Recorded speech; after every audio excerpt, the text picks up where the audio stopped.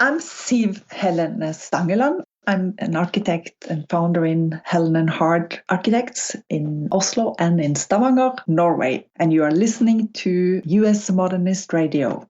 Mama don't allow no architecture around here. Mama don't allow no architecture around here. Oh, I don't care what Mama don't allow, gonna draw mine modern anyhow. Mama don't allow no architecture around here. Welcome to U.S. Modernist Radio, where we talk and laugh with people who enjoy, own, create, dream about, preserve, love, and hate modernist architecture, the most exciting and controversial buildings in the world. The promise and pursuit of successful prefab houses has been going on for nearly 100 years. Frank Lloyd Wright tried, and it didn't go so well. But Sears had a pretty good run in the early 20th century. For a while, people loved ordering houses right out of the Sears catalog. Later on, after World War II, the cult favorite Lustron homes, well, not so much. Michelle Kaufman, once dubbed the Henry Ford of green homes, closed up shop in 2009 after 7 years.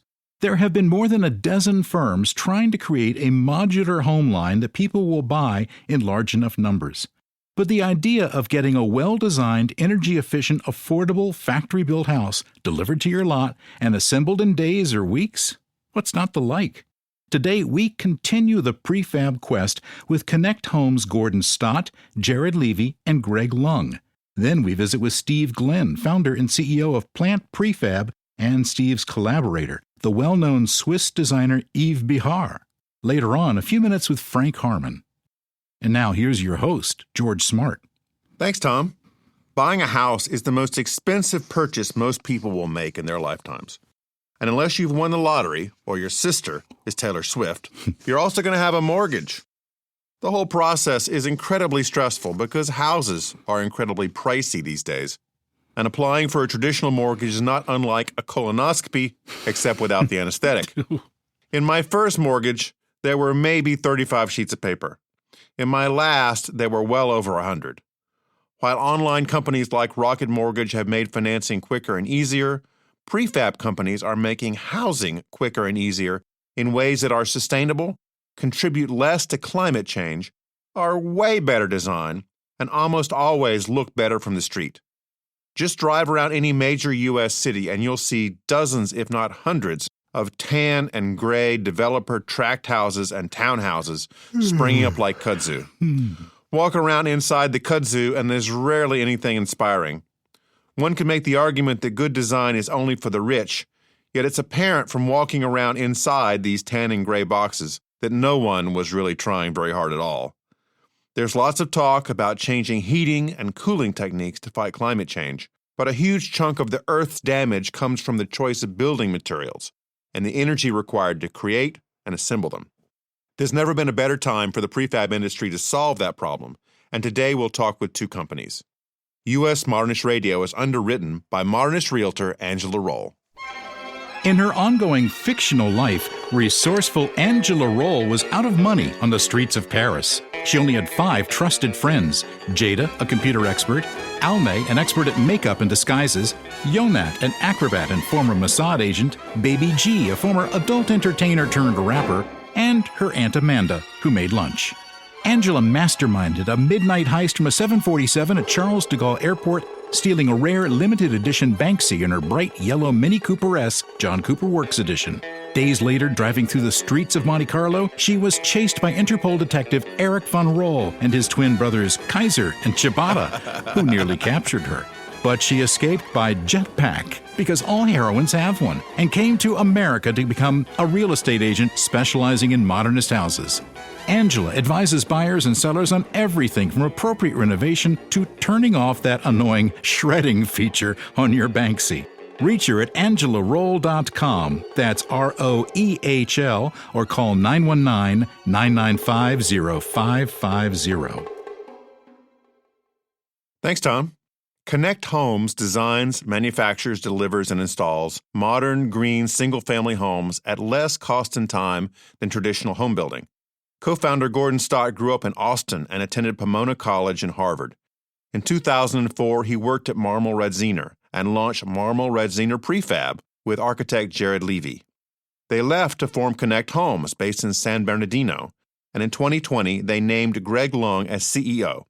He's a Stanford graduate who previously was COO of Otto, known for its keyless deadbolt, and he was senior director at Apple, working with worldwide supply chain strategy and launches of dozens of new products worldwide. And now, here's my conversation with Gordon, Jared, and Greg poolside at the swanky Hotel Skylark in Palm Springs. So, Jared, you used to have a condo here in Palm Springs. Tell me about that. Sure. I did. I love Palm Springs. I was coming out here for probably like 20 years and had this amazing condo by William Cody, famous architect. Beautiful, modern condo, amazing pool. And the life plan at the time was, eventually I'll have a family and we'll come out here and we'll vacation out here and we'll have this amazing pool with mountain views and it'll be great. And that was the plan. And then in between that plan came Connect Homes, where, we started Connect Homes. And then at some point, unfortunately, Connect Homes was running a little bit low on money.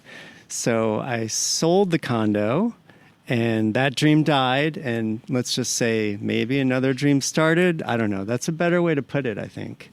Well, you guys are doing so well now, you may get a chance to buy one back. Yes. Still can't answer that wholeheartedly, but yes, maybe even more. A few homes out here. I first came across your company a couple of years ago and got to go through the plant. And what I was first reminded of was the Macy's Thanksgiving Day Parade. Because in the back of the plant, there are these big steel frame skeletons that move around, and they come in just frame, and things get added to them as they move through. And there's a guy or a little machine that's tugging this thing through, and at every stage, new stuff is getting attached onto it. And then at the end of the process, when it's all done, it's moved to your Cavern of Secrets. What's that called? I think we call that Building B. Typically. Yeah. But it's a pretty incredible thing to sort of see how these glass and steel modules emerge with full kitchens and tiled bathrooms and all their fixtures and everything in there. And so each one becomes almost, just as you say, like a little float, and the parade kind of never stops. So each day it's a slightly different parade, but it's a parade nonetheless. And that's kind of at base maybe what happens with assembly lines. Mm-hmm. But in this situation, we're building actual houses coming out the other end. So it is pretty remarkable. Yeah, the scale is just fascinating to watch. It really is.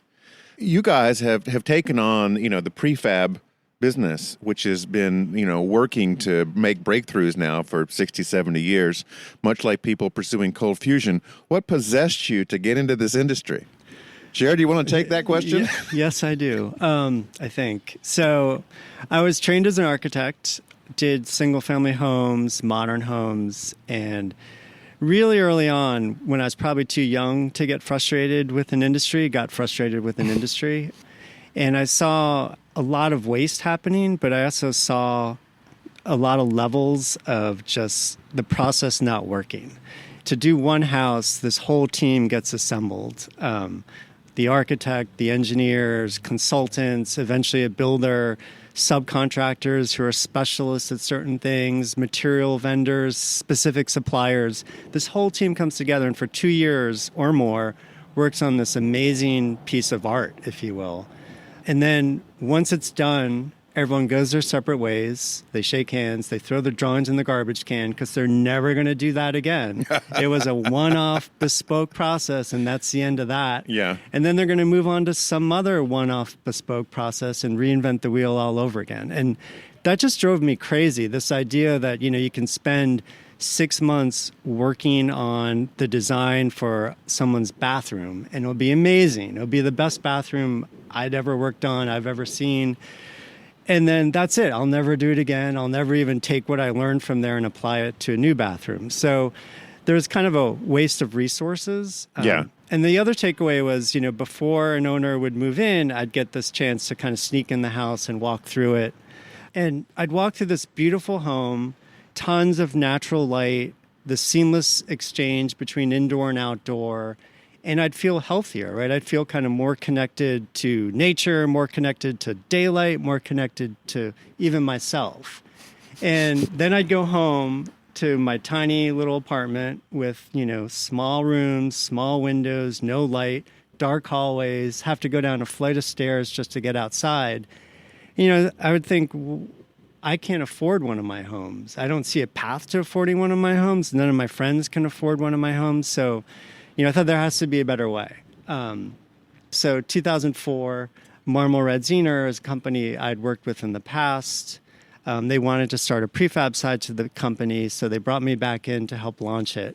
That's where I met Gordon, and we did amazing homes. We had the first prefab home ever featured in GQ magazine, the first one ever in Architectural Digest. We were that early wave of modern prefab when Dwell magazine came out. Oh, yeah. And we would get thousands of calls every year of people wanting our homes, but no one could afford them. So we were still at a price point where we weren't offering a real value proposition to that broader market of people who wanted modern design but couldn't afford to hire an architect and custom build it. So we saw this huge demand. We were sort of in that same niche market of custom building where high net worth individuals were coming to us. They wanted to try a different process, or they'd built a home before and they wanted to give prefab a chance. But everything was custom, everything was high end. And if you're going to do a bespoke, custom, high end home, whether you do it in the factory or the field, it's still going to cost a lot. So we couldn't reach that broader market. So, Gordon, what bar or kitchen were the two of you in when you said, hey, let's start a company? Yeah, no, it might have been this bar. No, it was a long process of realizing that, as Jared was saying, the company we were working at was doing beautiful, amazing custom prefab. What we saw as the potential solution was, how can we really turn this into a product and bring it down to a more affordable price point? And so what we started out in a way was solving a lot of logistical problems that we'd experienced at Marmol Radziner Prefab specifically. When we were at that company, we'd get a client in the Hamptons who wanted one of our prefab homes and was able to even afford a very expensive, beautiful custom piece of architecture. But then we would realize that it would cost $400,000 to ship that home if we were to build it on the West Coast and ship it over to the East Coast. And so sort of the fundamental core of what kind of Connect Homes was built around was turning architecture into a product by sort of solving a lot of the logistical issues of prefab. And so the first thing that we did as a company was essentially design a system that could more cost effectively ship. Like on a truck or something? Yeah. Dimensionally containerizable modules. We got a patent for it, and it allows us essentially to serve very large markets from just a single factory. We thought that maybe we were the only ones who were experiencing these high costs for shipping prefab modules, but it turns out that's how the whole industry works. The large prefab companies like the Clayton Homes and the Champion Homes, the ones that are doing essentially manufactured homes, they have a network of 32 factories nationally, all building exactly the same thing, all shipping within 200 miles of the factory. So because they're operating at such a high volume, it turns out actually 7% of homes nationally are prefab homes. They are these manufactured and mobile homes. Because they are building so many houses, it actually makes sense to distribute that work over 32 factories, even though essentially each one is literally building exactly the same thing.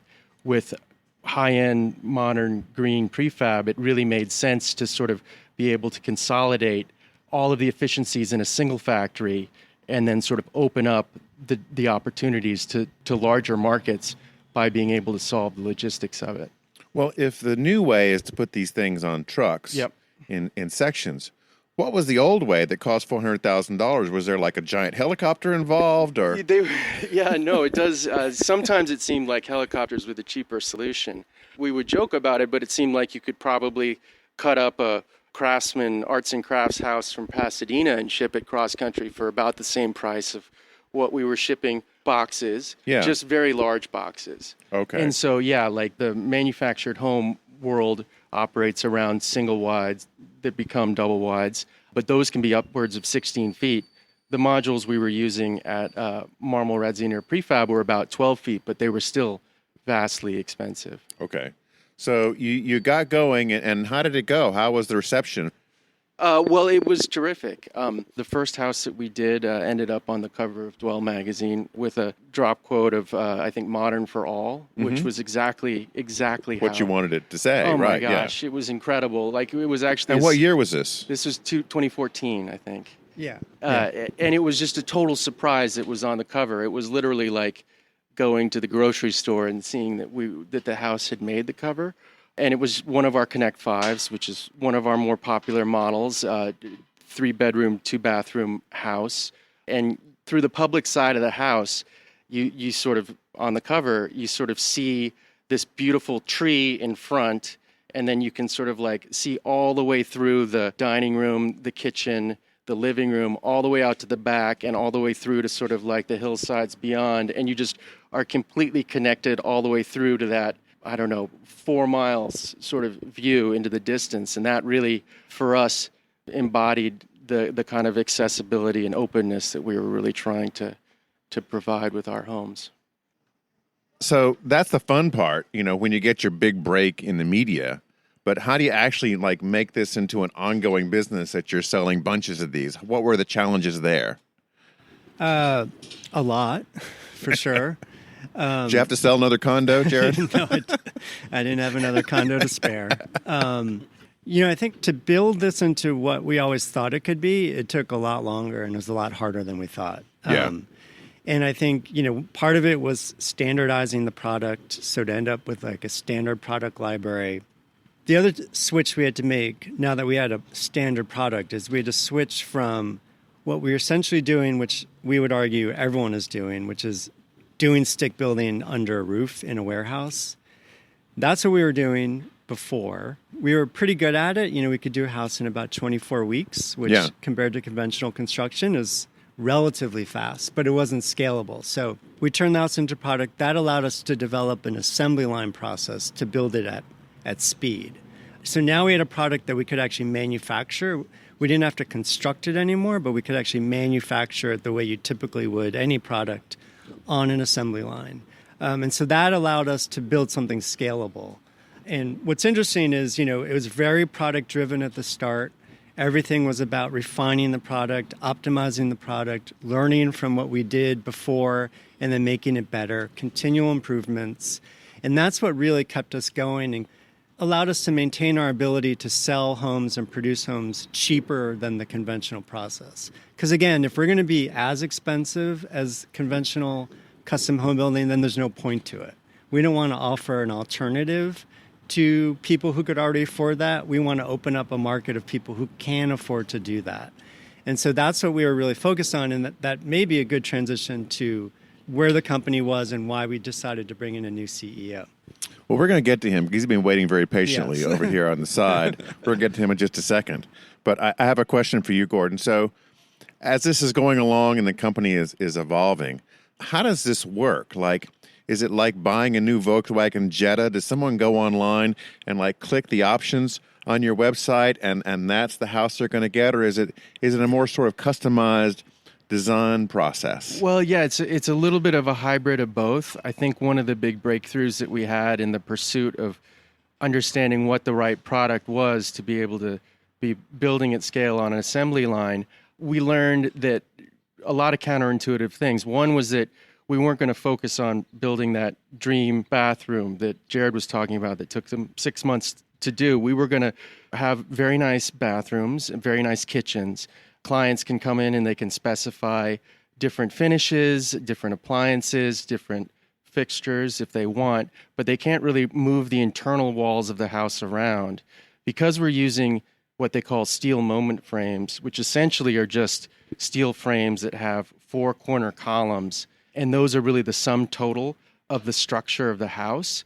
We start with this kind of skeleton, as you described it, that can then, on the perimeter of the house, which are all non-load-bearing walls because essentially the skeleton's bearing the loads, you can actually put glass wherever you want to in the house, including all the way around the perimeter. So our big breakthrough was we actually don't need to really sort of have people move around the internals of the house because we love modernism so much, as long as the outside of the house can sort of magically have its walls turned to glass and sort of floor-to-ceiling kind of spatial exchange with the outdoors. You can tune a standard product to whatever your site conditions are.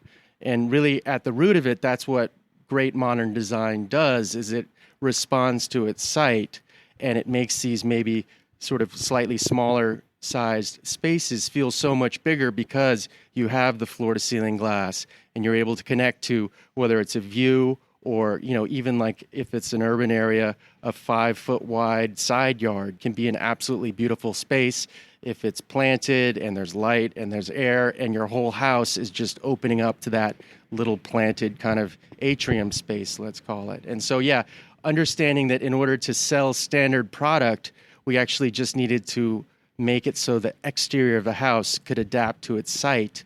And actually the way in which the structural system works, we don't have to do much more customization or change work in order to support putting glass wherever the client or the site demands. So it's still very unique, but it's not as specialized as doing a one-off house. Exactly. And I think that we've all kind of have this intuitive feeling when we're in these great modern homes of like, wow, this feels great, I'll take it. Let's just put it somewhere else. And the practical realities of that oftentimes prohibit copying the Farnsworth house or whatever it is.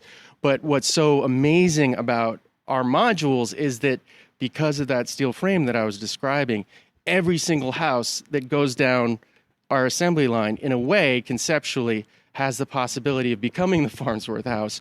Not in actuality, I'm just saying that like it can be opened up as much as the glass house or the Farnsworth house, as long as energy codes allow and privacy sort of dictates, et cetera, et cetera. What's really cool is we can have standard models. We have standard models. There can be the same model on the factory floor just for two different customers. And they'll be completely different. Like kitchens will be different, bathroom tiles will be different, siding colors will be different. And, it's a standard product, but you can still personalize it. And to me, like one of the kind of aha moments for me, for better or for worse, was I came into the factory one day and I didn't like any of the colors of any of the selections on the floor. Like, it happens more than you might expect. They just were like, I just would scratch my head like, really? Like, that's the color of the metal siding? Really? That's what they painted the walls? And to me, like, that was that moment of, okay, this is what it needs to be. Like, you need to divorce yourself and your personal style from it. Yeah. You give customers a select option set to choose from and let them choose what they want. Right?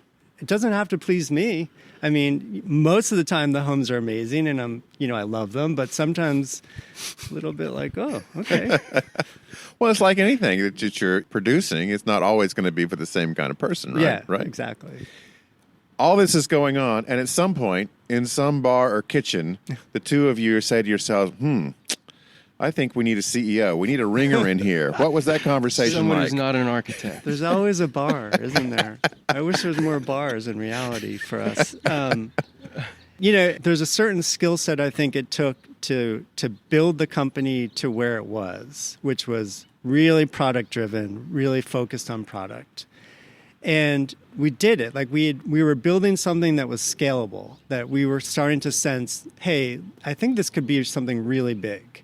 We have the ability to do a lot of these things now with our assembly line.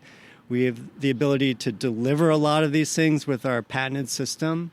And there seems to be a lot of people wanting what we're doing. So we're on to something. I think we hit certain proof points. And I think the skill set to scale a company into something big is a different skill set. And, you have to kind of look in the mirror and realize, for myself at least, like I was good at the first leg of the journey of getting us to where we are, but I don't have the unique skill set or the experience to take this to where it could be. And so that's where we decided we need someone else to bring in their vision and their ability to really kind of chart a course for us to become a really big company.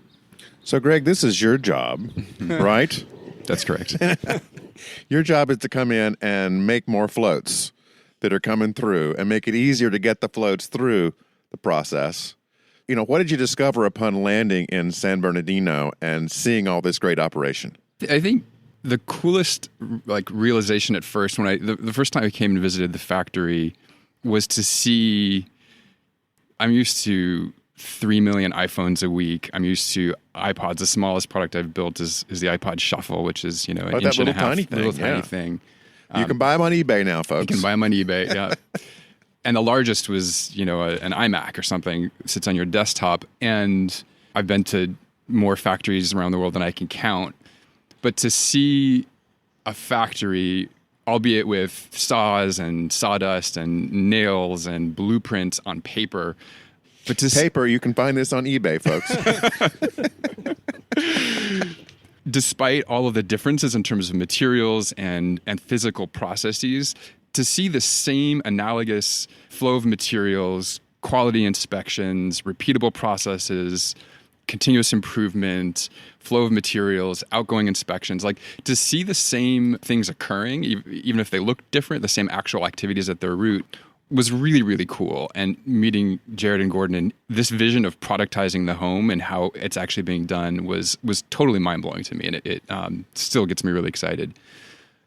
I think the mistake that a lot of people from illustrious careers in technology coming into space saying, well, how hard can it be to build a home? Build 3 million iPhones a week. Of course you can build 5 homes a week. That's at your peril. Because it is challenging, and materials are different, and the tolerances of wood are not the same as the tolerances of CNC machined aluminum. The kind of labor is different. The skill sets are different. And so the technology industry has been doing this for decades, trying to figure out how to transform carpentry into a repeatable task that is standardized and efficient. Is we're at the forefront of that. We're 30 years ago we're probably longer actually from where technology is, and doing that at scale, repeatedly, efficiently, it's not exactly the same. And so we're charting that course. So what tools were you able to bring over from the 3 million iPhone world into this plant? I mean, what kind of ideas or techniques or what was applicable to start doing? Because I assume they're paying you for some skills, so let's find out what it is. Yes. I would say it's how to manage complexity is kind of, to me, what it really distills down to at its absolute core. It's definitely not carpentry or architecture. God forbid, that's not where I would be adding value. I joined Apple in 2002 when the very first iPod shipped and the very first retail store had opened. I was there for 12 years, left in 2013. At that point, we had gone from being a 1% market share niche PC manufacturer doing about $6 billion in revenue a year to a $200 billion company, much more like it is today. And through the course of that journey, the path wasn't a clear path in terms of how to scale and how to actually go from a little 1% market share company to something much bigger. And being able to see where we need to go, how to overcome all of the, on the operational side, tremendous challenges of warehouses, systems breaking, warehouses being overloaded, cell phone networks not being able to activate, iTunes crashing. How you see among all of that complexity and all of that chaos and simplify it in a way to know what are the stones you need to step on to go from here to there. That's the same thing we're doing. And we're not at $6 billion. We're not at 1% market share of the PC industry. But how to get from where we are today and recognize where are the pitfalls and what are the paths we need to take and how to simplify, kind of sort through all of the noise and make the path simple, manage complexity. That's the same thing we're doing here. I mean, it's no different. I get that. I mean, I get the concept of managing complexity, but tell me, what are you managing? What have you made less complex in this operation? Well, so the home building industry, that you can't avoid hearing about supply chain crises, shortages, in any industry, certainly in home building today. And so because of the nature of the way the industry is organized with architects and engineers, everything that Jared just talked about in terms of the fragmentation and the siloed nature and the slow, long project times, we build a house every 6 days. I don't think many other manufacturers, many of their home builders can say that. And the supply chain is not set up to do that. If it takes 2 years to build a house, you can have a 12-week lead time for windows, and that's not a problem. That's Right. that's no problem. If you're building a house every 6 days, that becomes a problem because it's what slows down the process. And we're trying to make it efficient, make it quick, make it responsive, make it agile. So you've gone from 24 weeks to 6 days? Yeah. That's correct. That's super And impressive. we can go a lot faster. So again, like charting the course on how to do this even faster and get to the point where we're building a house every day or every couple hours. Now we're talking. Now we're really kicking this thing into gear. Okay. So, But you go to a window supplier and you tell them, we're building a house every 6 days. We're not exactly sure the order in which we're going to build them. And we haven't locked the designs yet, but we know it's coming. So we need you to be flexible and manage their own manufacturing process in a way that supports us. That's like a foreign concept. And so that's something we've had to introduce to the supply chain to help to basically shape it to support our needs. So how does that work in terms of, your connections around the world? I mean, you're finding new people in China or Norway, or you're getting people to move to San Bernardino with their operations to supply you the windows so they can just shove them next door whenever you need them. I mean, what kind of things are you working on to make that short time frame happen? Our supply chain is California-based, so we're not shopping the world for the most beautiful, most expensive windows or anything like that. We've got... But even if they can get them to you in 3 days from Norway, that would seem to be a pretty good deal. Yeah, it would probably cost... It would be a significant portion of the $400,000 it would cost to do that. And this is absolutely another thing that I learned at Apple, too, is you find great suppliers that have a shared vision of doing something great and form a close relationship with them and make them part of the process. It's called supply chain collaboration. It's the wonky name for it. And we found those people, we found those parties here that are excited by what we're doing and want to be part of it and are willing to work with us and figure out how to do something that's never been done before. So let me ask this. What is your personal best record now from the time the first person called you about a unit to the time they're living in it in days? In days, yeah. Yeah. I think it ends up probably... Again, because we are building in California, there are approvals, unfortunately. Right. So what we've found is that, as Greg was alluding to, comparing sort of Apple's sort of process to our process, assembly lines essentially are the same everywhere. And building on an assembly line is such a vital part of this process of really turning the house into a product and making it more accessible and affordable, and certainly faster. And so I think probably our fastest is about 6 months from the time that someone calls us to the time that they're moving into their house. But again, of that, probably 2 months is approvals, 2 months is ordering, and then the other 2 months is making it and setting it and installing it. So the actual process in the factory is incredibly fast.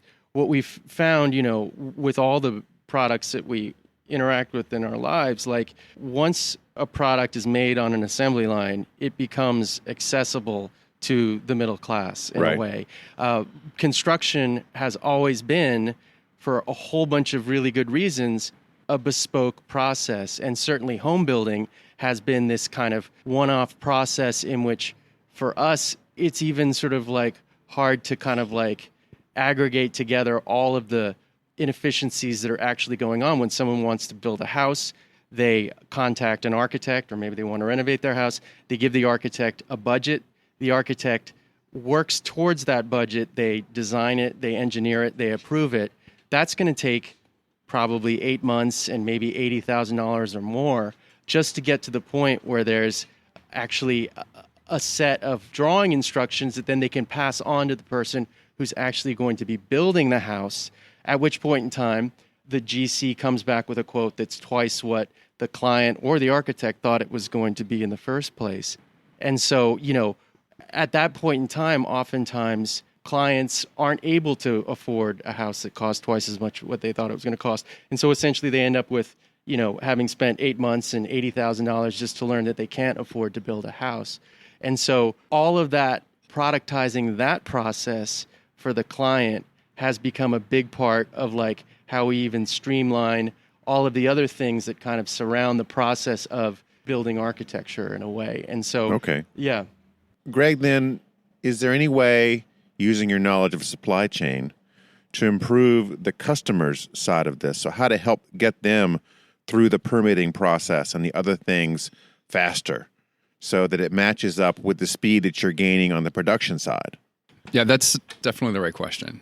When you look at the end-to-end process, the manufacturing piece is the most efficient, quickest, shortest, most efficient part of it. And as a product company, we're focused on delivering a great end-to-end experience for the customers. And so how we manage projects through approvals, through how we help clients through financing as well as another thing. It takes longer to get an appraisal than it does to build a house right now. Yeah. Which is a little insane when you think about that.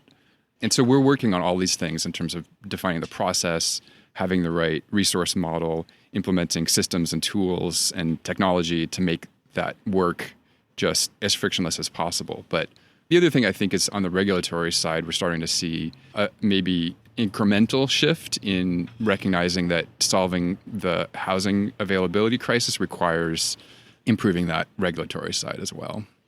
Yeah, I would think because, everywhere, every town I talk to or about has these backlogs of approval processes. Sometimes it's months and months or a couple of years. And if you're building something in an environmental area, it's definitely multiple years.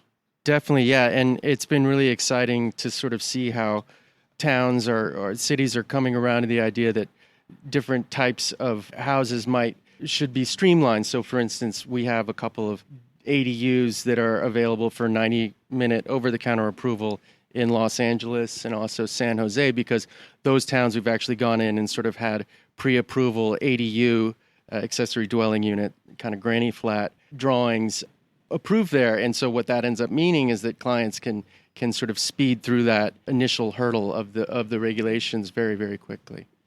So are some of the units that you produce, do they qualify as ADUs in size? Definitely. Probably about, of the 14 houses standard models that we have, probably about 4 or 5 of those can be ADUs. And oftentimes our customers are building a main house and then an accessory dwelling unit, which is really exciting to see. That's really cool. Now, how does it work in the final days? So the unit is built, it's transported by truck, not by helicopter, to the site. Yep. At this point, do you guys have like a Navy SEAL team of people that are putting it together, or does that happen locally? What happens next? Yeah, it's something akin to a Navy SEAL team that comes out there. It's one of the differentiators for us. If we're going to turn the house into a product, if it has a terrible process associated with it for our customers, then there's no point to it. So we wanted to tackle both the product and the process. And so we do the installation. We don't have the customer have to hire a local builder to figure out how to finish up what we started. We finish it. It also has driven faster learning cycles because we're doing the work ourselves. So we're constantly trying to figure out better ways to finish homes on site quicker. With the new line of homes that we're designing now that's in kind of R&D, the goal would be from the time that the house gets delivered to the time someone can move in to be at about 2 weeks, so Wow. 10 days. And again, we want to, at that point, be building a house every 6 hours. And so the complexity, just as I say that, the complexity that it takes to build... Greg is smiling now that these small numbers. He's all right, yeah. It's just so hard. That's all I want to... it's so hard to build beautiful, modern homes in 6 hours and have people move into them 2 weeks later. What it takes to do that, no one's done that. There's no playbook where we can look at and say, oh, let's just do what they did. No one's done this. And so that's why it takes more than just an architect's skill set to really think through how do you achieve this? How do you do this? Well, this is really exciting. It's really exciting to hear what you guys are up to. The website is connect-homes.com. That's correct. Which you can find on the web. Gentlemen, thank you for coming out here to the Swanky Hotel Skylark and chatting with me. Thank you so much, George. Thanks, George. It's been a pleasure. Yeah. That was George talking with the folks at Connect Homes in California. Steve Glenn grew up in Chapel Hill, North Carolina. He graduated from Brown and studied urban planning at Harvard. He co-founded a software firm called Clearview, which he sold to Apple, and he was co-director of Walt Disney's Imagineering virtual reality studio. He also co-founded the social network PeopleLink. Steve is a national leader in sustainability, green architecture, and design. In 2006, he started Living Homes, which is now the design studio for Plant Prefab, one of the largest prefab companies dedicated to sustainable materials and design. With partners like Yves Béhar, Kieran Timberlake, Brooks and Scarpa, and backers like Amazon, it's also one of the most well-positioned. Welcome, Steve. Great to be here. Real honor. So before we get started, a couple questions. Your mom was a waitress in Chapel Hill? She was Tijuana Fats. Tijuana Fats. I wanted to know. That was one of my favorite places. Yeah, she probably waited on my table. Yeah. Yeah. Also, Chez Conduray. Oh, sure. Actually, the guy who owned Chez Conduray, I believe it was his brother, John, was the architect. Yeah, yeah. Who's done so many homes there. Absolutely, yeah. So, really small world. You also have an interesting hobby. How many waterfalls have you visited and photographed? Too many to count. I'm happy to say that home state of North Carolina, reputed to have more waterfalls per square mile in the 3-county area around Asheville than any other place in the world. Is that a fact? Huh. Many waterfall fans state that as fact, now, whether it's true or not. Have you been to the big ones like Angel and Niagara? Well, Niagara is actually not considered a big one in the really. So Iguazu Falls, which I've been to in South America, which is one of the 8 natural wonders of the world, is a mile wide. Okay. And twice the height of Niagara. Really? That's a big one. Is that the largest in the world? The largest in terms of width, but Victoria Falls in Africa is the biggest by water volume. By water volume, okay. Now, when you went to Phillips Exeter for a year, I assume one of the buildings on campus particularly inspired you. Well, sadly, it was Andover. Oh. But yes, the Louis Kahn Library at Exeter is one of my favorite buildings he ever did. And I was very jealous that they had that at Exeter. It's really superb, isn't it? Incredible. Just holds up after all this time. Like all of those buildings. Growing up in Chapel Hill, how did you resist going to UNC? Pretty easily. I wanted to get out of town. Yeah. Nothing against UNC, just... A lot of Chapel Hill kids will go to other schools, it turns out. Exactly. Yeah. But I'm still a Tar Heel fan. Yes, you are. Right? Yes. And funny enough, Brown played UNC a couple weeks ago in basketball and actually wasn't killed. Oh, that's good. Yeah. That's high praise. Yeah. They actually led at times. So how did you end up in tech rather than architecture with all your love for design? Well, my freshman year, my roommate, who, funny enough, co-founded Obvious Ventures, who led our seed investment, was a computer science major. And I had already gotten into computers a bit in Chapel Hill High School, but he exposed me more to computers. And we ended up getting together with a couple of other guys who were working on some software for the then recently introduced Macintosh. And that turned into a serious project. I took time off from school. That's the company that we later sold to Apple. So, that just kind of started my career in tech. But during that process, I did do this design program and still thinking I might go into architecture someday. And I learned there that I really had neither the talent nor temperament to be an architect, unfortunately. Well, I mean, you've pretty much taken up that interest with all your different projects and your collaborations for sure. Yeah, well, when I was in that program, I studied Jim Rouse, and Rouse was a visionary developer. He was the first guy to commercialize the mall. He developed the whole concept of the festival marketplace, first at Faneuil Hall and South Street Seaport and Harbor Place. He created what many consider the first planned city in the U.S., Columbia, Maryland, and that was a decade before Seaside. And they were doing new urbanism stuff a decade before Seaside was. Frank Gehry was his longtime architect, by the way. Frank Gehry did malls for, 15 years. Studying Rouse, I got two things. First of all, he was the first social entrepreneur to whom I was ever exposed.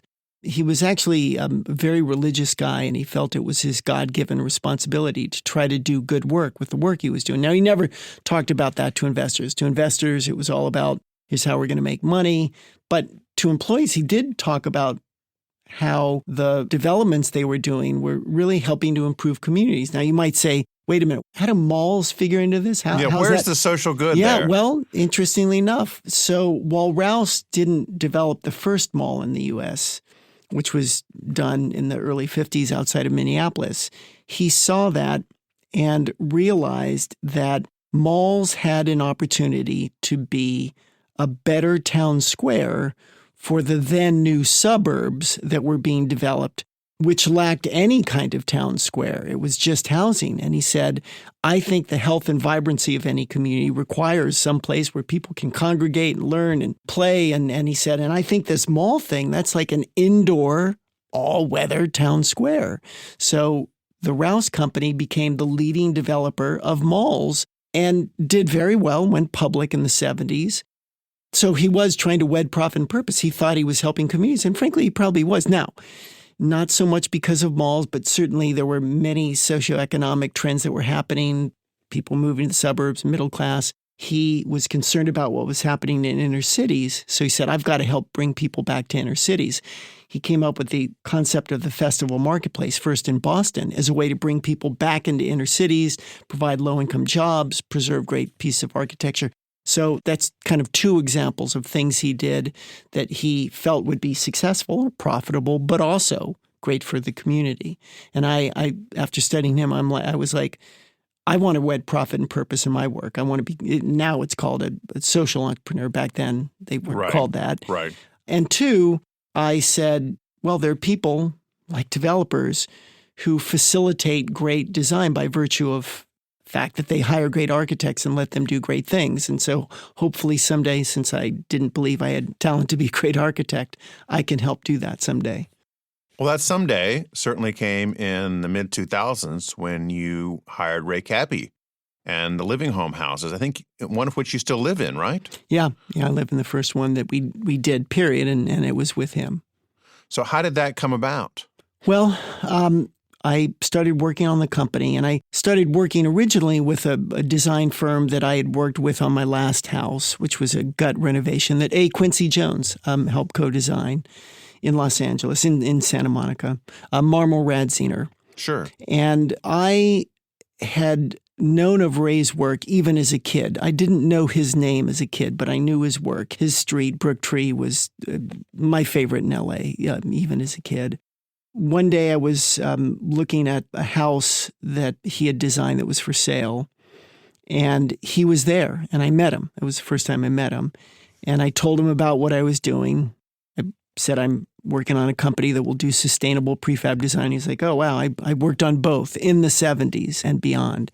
And so we ended up talking for a long time and getting together, and I finally was like, hey, would you work with me on this? And he had retired years before, but was like, yeah, and that's how it started. And now Plant Prefab is doing these prefab houses that are available to anybody. How does that work? If I'm a landowner, I own a half an acre lot somewhere, how do I get started looking into this? Well, first, I should say we are really mostly focused on the West Coast in California. We will build a network of factories to serve the country. I can't wait until we're out in North Carolina. There's obviously an incredibly rich tradition of great design here. So our model is you can work with any architect. We're not trying to disintermediate. Some companies in the prefab space are trying to replace architects, do the design, do the construction. We're doing exactly the opposite. We believe that architects who understand local materials, local permitting processes, local vernacular, we think they're great. We want to empower them. We want to make it easier for you to work with them and to build the great designs that they do. So we have a building system, and we have design guidelines for architects. And as long as they design essentially with our Legos, then we can build for you. So most of the homes that we're doing currently were designed by other architects. You mentioned earlier some people we work with. We do have these standard homes, and you can go to plantprefab.com and you can see homes we've designed with Kieran Timberlake and Ray Cappy and Yves Béhar and Brooke Scarpa. And some you can configure like a car. But the majority of the homes we're doing currently were designed by third-party architects with whom we had never worked, but who came to us, or their clients came to us and said, hey, we'd like to work with you to more efficiently build this design. And that's what we're set up to do. So I guess the software side of it has gotten so sophisticated now that as long as they're designing to your standards, your factory can make it. Exactly. Right? Right. And then how does it get to where it's going and get put together? Yeah. So, well, we're unique among prefab companies. There are two major building systems in prefab, modules and panels. And like any company that you've ever heard of, they do one or the other. And both have great advantages and some disadvantages. So modules are great because you can build in parallel to your site work. So that can make the process much quicker than a traditional linear on-site process. Depending upon what you're doing where, you may be able to leverage lower cost labor. So maybe you'll save some money. It's all weather. Here it's raining. That's a problem for job sites, but not for indoor factory, right? Right. So those are great advantages. The downside of modules are they're really expensive to ship. And there's a lot of redundant structure. So particularly for the multifamily guys, it's hard to solve for maximizing units and height and width. So those folks often choose panels. Panels are great because they have much less redundant structure, so you can solve design problems more elegantly. They ship flat, super efficient to ship. But the downside of panels, at least the leading building system, a SIP, structural insulated panel, you still have to do electrical, plumbing, cladding, drywall, paint, if it's kitchens or baths, your millwork, your appliances, your tiles. So all that work is shifted back on site. You got to have an infrastructure to put the panels in, basically. You have to have basically almost everybody you had normally on job site, except maybe for the framers, to do this. So we designed and patented a better panel. We're building it with automation. It comes with infrastructure, it comes with finished material, and we combine it into specialized modules, kitchens, baths, utility cores, in other words, the expensive parts of the home. So now we have greater cost efficiency, transportation efficiency and flexibility, and design flexibility. So we're pretty unique in that respect with this hybrid approach, and architects are able to take advantage of this to best not only meet the needs of their design, but also the project, budget, transportation, logistics. I gave you a little bit more background, but didn't answer the question directly. There are general contractors, specialized, and ones who will also do a more complete job, who focus on the transport and installation of prefab components. There are people out there that do that. Okay. So it's a whole subsection specialty, yes. right? Yes. And do those people typically serve as the builders too, or they just deliver it to the site? There are people who do both. They'll just do that specialized function, and there are people who do both the specialized function and your site work. Occasionally I'll read about in magazines, and this goes back to the 40s really, about a house or an office building or something where they're bragging on the fact that it arrived, say on day 1, on a series of trucks. And by, say, day 7, they were walking around and it was completed. And yet, I cannot find any example of that ever happening, like on a systemic basis where this happens regularly. So what are the timelines like between the time, like you say, you order something till the time it comes, till the time you can sleep in it? Yeah.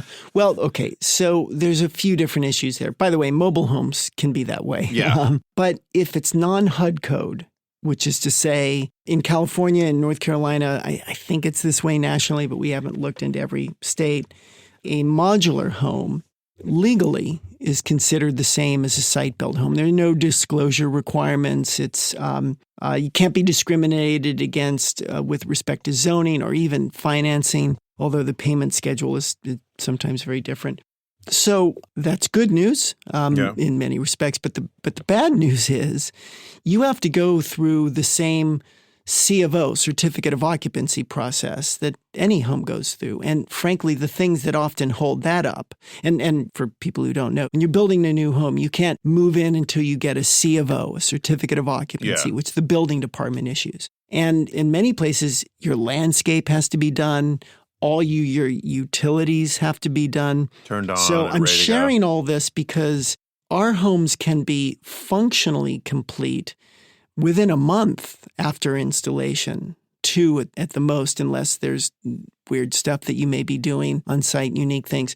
However, getting landscape done, getting in particular some of the utilities like gas hooked up can take much longer, particularly in busy areas. So that part, which of course has nothing to do with being prefab, oftentimes will hold up when you actually can move in. Maybe that's what's getting left out of these stories, is there's a lot of administrative requirements that make the actual move-in date a lot longer. Right. And that applies whether you're prefab or site-built. Sure.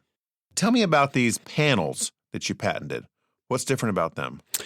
Well, kind of the leading panel system is a SIP. And basically that means structural and insulative panel. So it's framing and insulation, but it doesn't include your electrical, plumbing, your OSB, drywall, cladding, paint, if it's a kitchen or bath, millwork, tiles, etc. So with our panels, they are closed panels. So with finished material and conduit for your electrical or plumbing. So it's just a much more complete panel than a SIP. And we're combining it to create modules too. And again, as I said, in this industry, you do one or the other. Right. We do both. So I'm trying to imagine this in my head. So I've got a panel like in front of me. Do you have like certain places in the panel where like the electrical matches up? It's sort of like a Lego set. Yes. And you put the two panels together and the circuit connects. Is that how it works basically? Yep. And I would assume the same with the water that's going through. That's pretty cool. Yeah. I could see that being a great kid's toy too.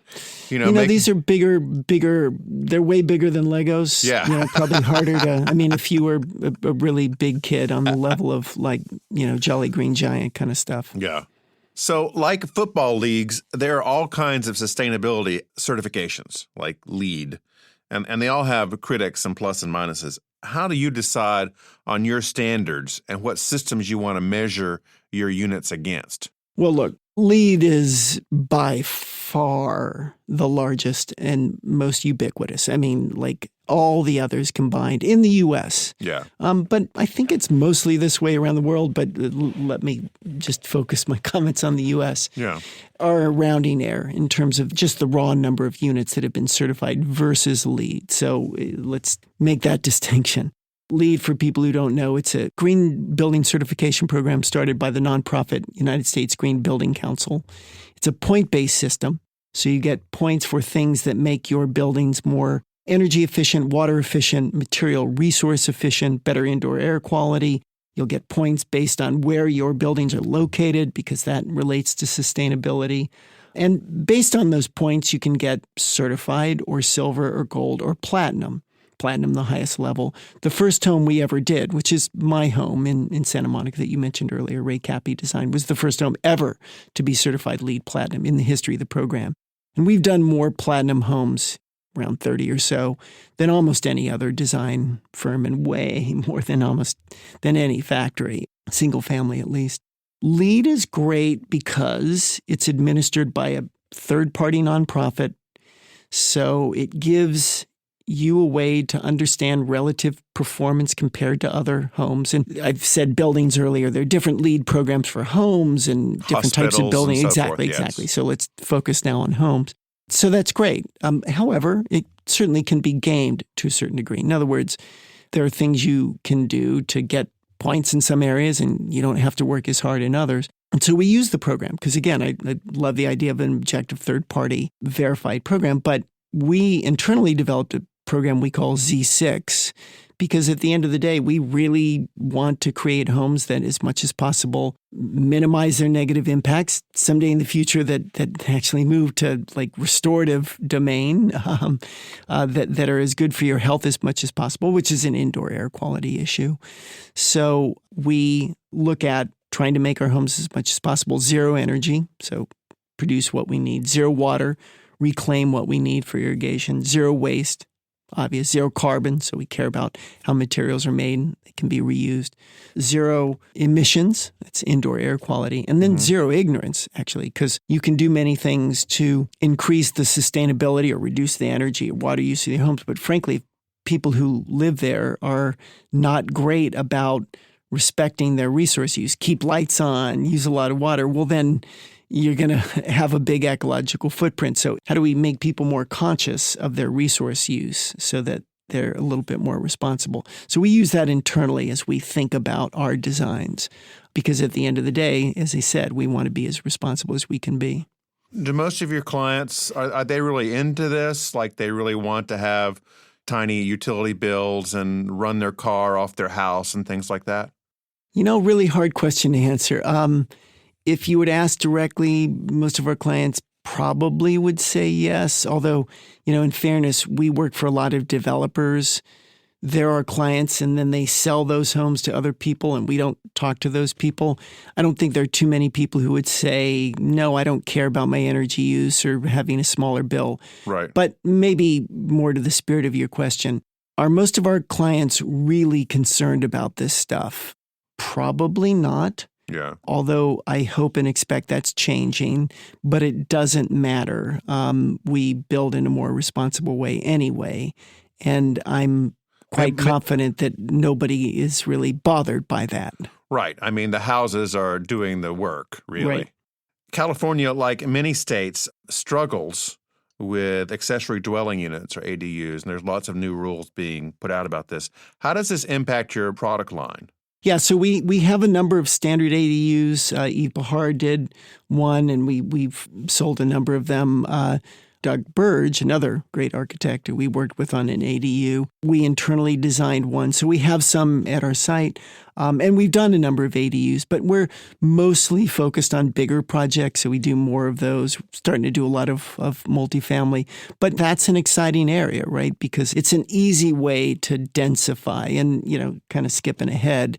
The only way we will be able to responsibly deal with climate change, there are bunch of things that need to happen, but one of them is the world needs to become more denser, which is to say urban areas, like the most responsible thing to deal with increasing population is to put people closer to jobs, services, transportation, and ADUs is an important part of that strategy. And I should mention that's happening. Like that's maybe the one and only super positive thing happening in the world with respect to climate change. Most of them are not so super positive. The world is becoming more urbanized. And ADUs is, I think, an important part of that process. The climate change that you mentioned has led to unprecedented home loss due to fires. I understand you're involved with a lot of rebuilds. How does that work? Do you have to scrape the existing burnt house and put in something new, or can you build on top of what's there? Yeah. So really depends on how old the house was. In California, after 92, the Northridge earthquake, structural requirements got more stringent. So if it's a foundation before 92, which the vast majority, I'm tempted to say all, but I don't know for a fact, of our fire rebuild projects are, you need a new foundation. Maybe you get lucky and it was over-engineered, but probably not. Plus, by the way, depending upon what happened to the fire, extended exposure to high temperatures can degrade a foundation. So sadly, it's more often the case than not that you have to redo your foundation. Another issue, though, that relates to this is some of our projects, particularly Malibu, are in areas that have tough coastal commission review or other specialty agencies. Oh, that takes years. Generally, yes. However, thankfully, they've carved out an exemption if you're rebuilding from a house that was burnt down and you build within 10% or so of your original footprint, then it's an expedited process. Oh, really? Yeah.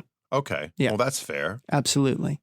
How does this work with a house? Do most people want to recreate the house they have, or do they choose to do something totally different on the site? How does it work? Well, that's the point. If it's outside of the 10% of the original floor plan and elevation, then you're going back to the drawing board. Oh, right. But I mean, in terms of how the house looked, do they rebuild their old house plan typically?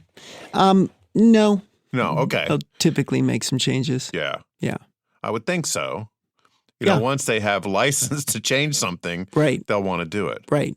More on the inside. But by the way, I'm talking about in areas that have specialty agency review. If you don't have that, then people are definitely doing more creative approaches that aren't bound by what was there before. How can people connect with your company? What's your website? Plantprefab.com. Okay. Thanks for coming in. Absolutely. Been, as I said, a real honor. What is it? Longtime listener, big fan. First time guest. First time guest. Yes. Thanks, Steve. Thank you. Yves Béhar is one of Plant Prefab's design partners. He is an award-winning Swiss designer, head of Fuse Project, and his award-winning designs include furniture for Herman Miller, now Miller Knoll, the affordable One Laptop Per Child project, the SNOO Smart Sleeper, a high-tech baby bassinet, and Moxie, a robot for social-emotional learning, among many other projects. Forbes named Béhar the most influential industrial designer in the world. Time magazine declared him a top 25 visionary. Here's George's conversation with Yves, recorded at the Palm Springs Art Museum. Yves, before we get started, I want to talk about one of your most difficult clients. When you designed your house and put it together, what was that like doing something for your own family? That's such an interesting question, George. I think there is sort of additional pressure when you do something for your own family, when you do something for yourself. And at the same time, you can also cut yourself some slack, which I didn't do, by the way. I've learned to do that more in recent years. But it was a long project. It took about 5 years. And I went all out and experimented with materials, experimented with textures, with configurations. But the most important part was to let the house be open so we see each other. So we're a little bit on top of each other. So it isn't the house where people go disappear in their own corners. Well, that's great. Was there any point at which your wife said, honey, let's just go buy something on a multiple listing service? Well, you have to be patient You have to be patient, and mostly she was very patient with me. Yeah. Now, what were you involved in the planning of the house? Were you the formal architect as well as doing all the design? How did it work out to structurally put it together? I was the designer of the house. I wasn't the formal architect because I don't have an architectural degree, but I've been experimenting with environments, architecture, spaces, prefabs, etc. for quite a while. So I've been quite comfortable actually drawing structures, buildings, but certainly on the technical side, I had a local San Francisco architect work with me. And a question everybody wants to know about houses: how do you find a builder that can build to the kind of specificity and materials and structures and skills you need to do the kind of house that you have? That's a very big challenge, especially in San Francisco and the Bay Area. I made the mistake to kind of expect industrial design level tolerances on an architectural project. And so some of the assemblies I did with machined aluminum really required that the walls be not only perfectly straight, but also to the millimeter. And as I learned, that isn't the criteria that any contractor will take on. But essentially we built it, and then I spent about a year on really sort of fitting some of these furniture pieces and interior elements and surfaces that I had designed to the house. And it turns out it's a lot easier to do to the exterior of a house because there's room for mistakes. But when you do this in under 4 walls, or actually 6 walls if you count the ceiling and the floor, you end up with really an insane stack of tolerances in terms of how precise things have to be for things to fit exactly within those 6 surfaces. So how do you find somebody other than Ralph and Earl who can really do this job right? How do you find these people?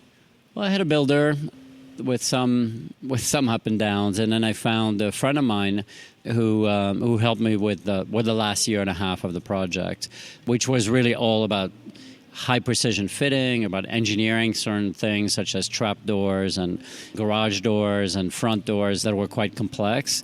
And we ended up working with some really interesting engineering firms in Arizona and other places who were able to sort of deliver on those systems. It seems from other people that I've talked to that they often go in trying to find residential specialists and end up with commercial and industrial firms who will take on their residential project.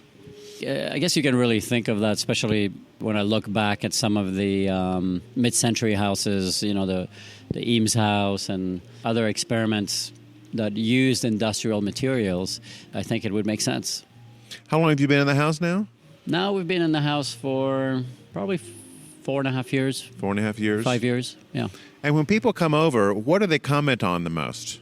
I think they reflect on the fact that the house is actually very livable, even though if you look at the materials and the elements in it, it could be considered brutalist, almost severe. But I really appreciate the nature of materials and want them, whether it's concrete or wood or metals, I really want those materials to really express who they are. And I think that textural element, that tactility, makes a building feel warm and welcoming, actually.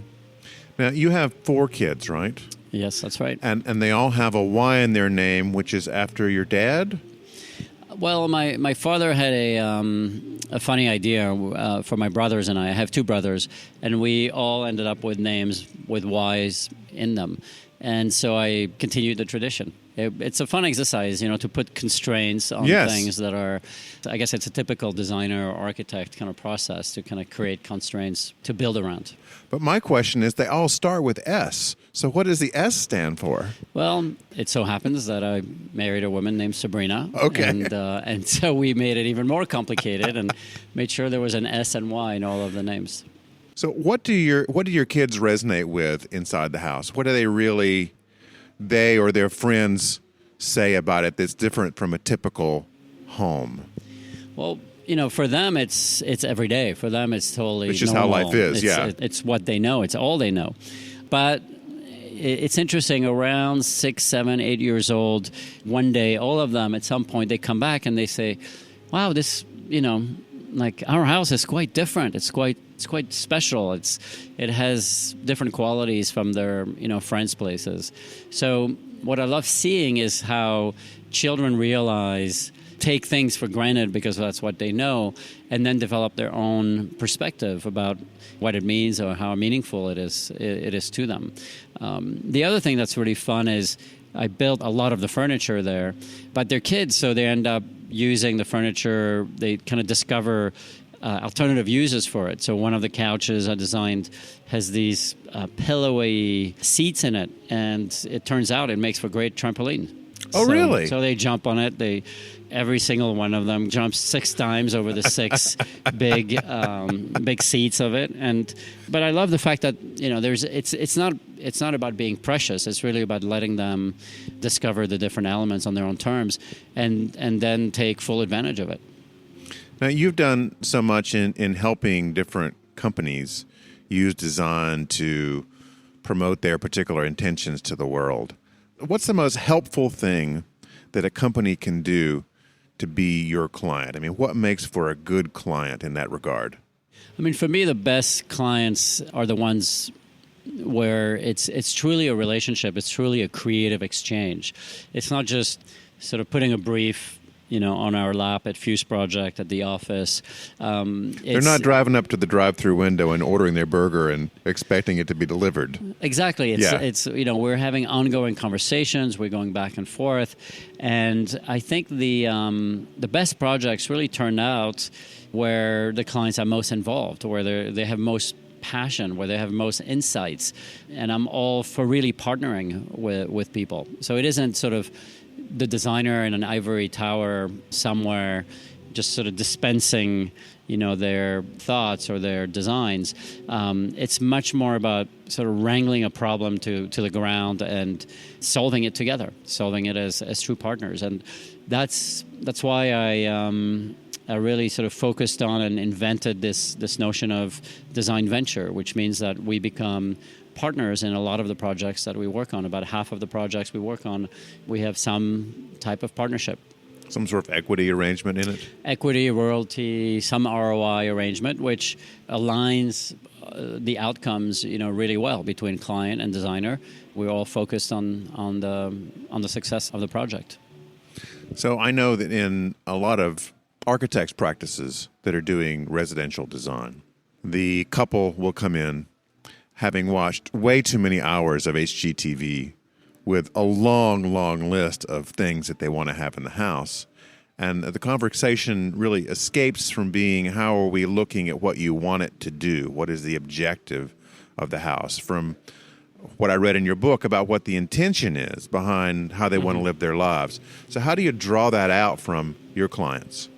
Well, I think there's always sort of clear business goals and outcomes that would be positive for the company and for the client. But there's also all the things that are not said, all the things that are desires and dreams of someone who has created this business, who's created this company, or is about to create it. And I want to find out about those, and I want to find out about both the hard truth and the soft truths and what this person is trying to achieve. And everyone wants to leave a mark. Everyone wants to create something that will be a new departure, a new route, a new direction. And that fits my practice really well because I want that too. But it's not about, achieving my own goals as much as it is to extract what the big idea is, what the big possibility, what the potential is, and maximizing it with my partnership, with my practice. Now tell me about your work with plant prefab. So plant prefab is somewhat new. Before plant prefab, it was Living Home. And I've been an admirer of the work. And what was interesting is for about 10 years, I watched what Living Homes and Plant Prefab was doing after that. And it just didn't feel like there was a real sort of movement. I mean, it felt like a great approach to architecture and design, but there wasn't sort of a, what we call a product market fit.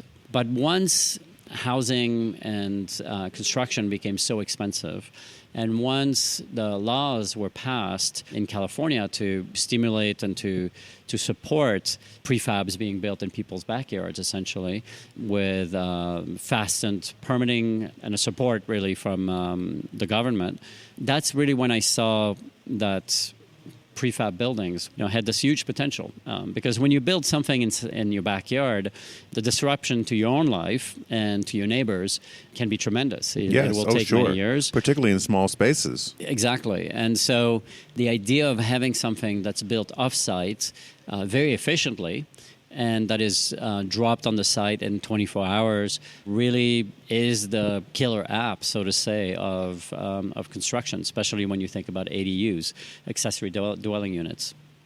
So what really attracted to you this then was the fact that it became scalable as the units got smaller. Yeah. The technology and the notion of building something in a factory always made a lot of sense to me. But really, the stars all started to line up when both the cost of the prefab became significantly different from custom built, and the laws were put in place, and people really started to realize that the sort of practicality, the sustainability, the lower carbon footprint of doing it this way was both financially advantageous and also was leading to great architectural results. So what was your role in the plant prefab project? What kind of things did you do for it? So I worked on a building system. So rather than building a singular micro unit or small housing unit that basically gets assembled always in the same way in somebody's backyard, what I realized is that even though people want a prefab, they also ultimately want something that's very personal. They have their own program and their own constraints, and every backyard is different and has certain challenges such as light and privacy. And so at the end of the day, people will want to still design something that's highly specific to the site and to their needs. And so designing a system was the best approach rather than a singular object, I would say architectural object that's a cookie cutter that fits in the same way. So is it kind of like Legos? You're designing a Lego system for this where you can mix and match as you put it together?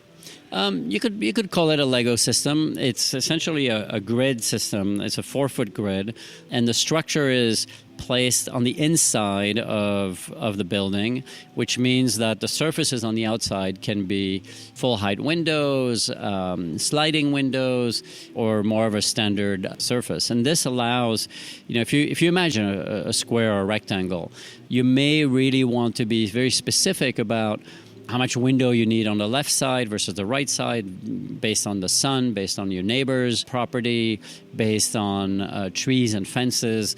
And so it really allows you to decide every 4 feet about the amount of light, about the amount of privacy, and the kind of surfaces and materials that you want.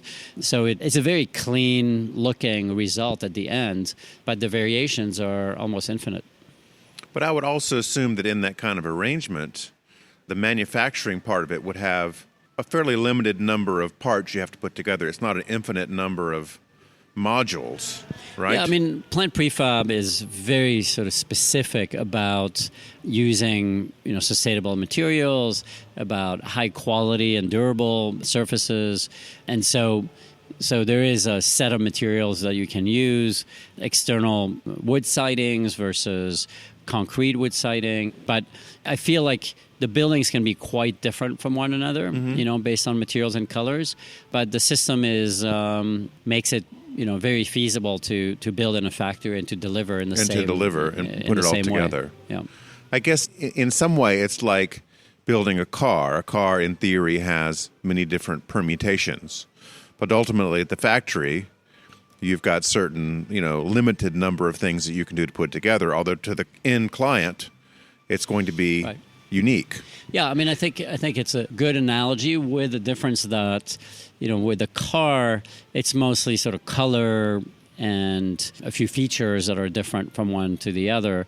Whereas in a prefab building, like the one we're doing with Plant Prefab, you can really vary the size from 250 square feet to 3,000 square feet if you want, with bedrooms, arrangements of bedrooms and bathrooms as you wish as well. So it's also a functional set of variants which you can apply to the project, not just cosmetic. So how does one engage this? Do you go online and design one yourself like Minecraft and move all the pieces around, or do you work with a human being to do it? How does it work to engage one of these units? Well, Plant Prefab has an architectural practice as well that accompanies you along the process, which I think is very important, because at the end of the day, somebody who would build something, a new building, will want the expertise. Right. You could do some of it online, and I think that's something that we've talked to Plant Prefab about over the years, to have some type of software that allows the homeowners or their hired architect to do some configuration with it. But I really feel like it's... I mean, if that was an app or a game, Yves, I'd play that all day. I would just be, configuring my ADU to pass the time. That would be fun. I would play that game as well. But I would also say that it's important not to build something in a complete vacuum. So having Plant Prefab consult with you on materials and energy consumption and sunlight and the site, etc., I think that's going to always continue to be important. It's not like going to Home Depot and buying a shed. Right. Now, how many of these are built now, approximately? We have like a handful of them that are built right now, and then we're also looking at some much larger projects. There's some hotel projects with 10 units. There's some. I would think that would be great for hotels, boutique hotels particularly. Yes, if you're able to build sort of one-story structures on a site, I think it's a great solution.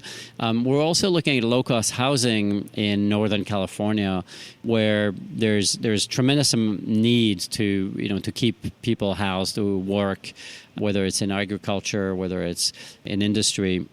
And there's a couple of specific projects that would require about 18 units or so. And there we're sort of targeting a lower cost of goods and simpler construction. So I find the needs to be really varied these days, from somebody's nice ADU in their backyard to hospitality, all the way to low-cost housing.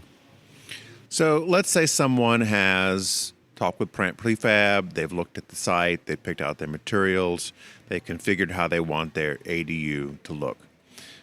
How long does it take to actually arrive? Does it come by truck? Does the helicopter land on the yard? I mean, how does it actually get there and get installed?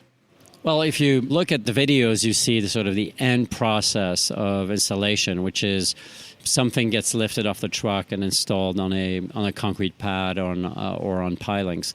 But the reality is that it really depends on where you live, because a truck has to be able to drive to the site. Get in your backyard, yeah. And so there's two approaches. There's a module approach, which is essentially sections of the house that arrive on site and then get put together on site. And if transportation is an issue, if the site has complexity from an access standpoint, then you can also do a paneling system. So it's basically a flat, imagine all the materials, pre-cut and ready to assemble, but they're all flat. So it's not a pre-assembled unit. Okay. And so the two are completely dependent on transportation and access, as well as sometimes local building laws. And is there anything special about how these panels go together? I assume they're just not nailed like 2x4s. There are techniques, in the case of the one we have built, there's as I said, there is a structural underpinning, and then the modules either sort of come together, get attached, and sealed together. But once they're finished, there is no way to tell. There's no way to tell that this 600 square foot house came in 2 modules or 4 modules. Right. It's really seamless. Is there anywhere that is a demonstration house that people can see one of these? There was one that we built actually for the Summit Series conference in downtown LA. And it was extremely popular, and we put this little house basically in the middle of downtown Los Angeles. But then somebody bought it. And moved it to a site. So the demo unit lives somewhere. That's what happens with these demonstration houses. Someone wants them eventually. They're just the way you showed it. Exactly. Yves, you were a really big hit here in Palm Springs, and I really appreciate spending some time with you. Thank you very much. That was George with Yves Béhar. And now a few minutes with Frank Harmon, reading from his book, Native Places. The Peanut Butter Oracle. Edward Gibbon needed 6 volumes to describe the fall of the Roman Empire. Now people follow the stock market to predict the next apocalypse. For me, I look for a jar of peanut butter at the reception desk to predict disaster. With crackers. It was a dreary state office building that I entered several years ago. There, to my surprise, I found a receptionist eating peanut butter straight out of the jar. The next thing I knew, there was a change in government, and that department no longer existed. A friend worked for a legendary fashion designer in New York City. The office workers had stashes of peanut butter in their desks to help them get through the next all-nighter. A year later, the studio collapsed, and the famous designer tried to write a novel. Recently, I visited a 100-year-old interior design firm. The receptionist pronged a moody cracker into her 32-ounce jar of creamy smooth and asked, "Can I help you?" I give them 6 months. And if I ever get there, I hope that St. Peter isn't sitting at the pearly gates with a big jar of Jif.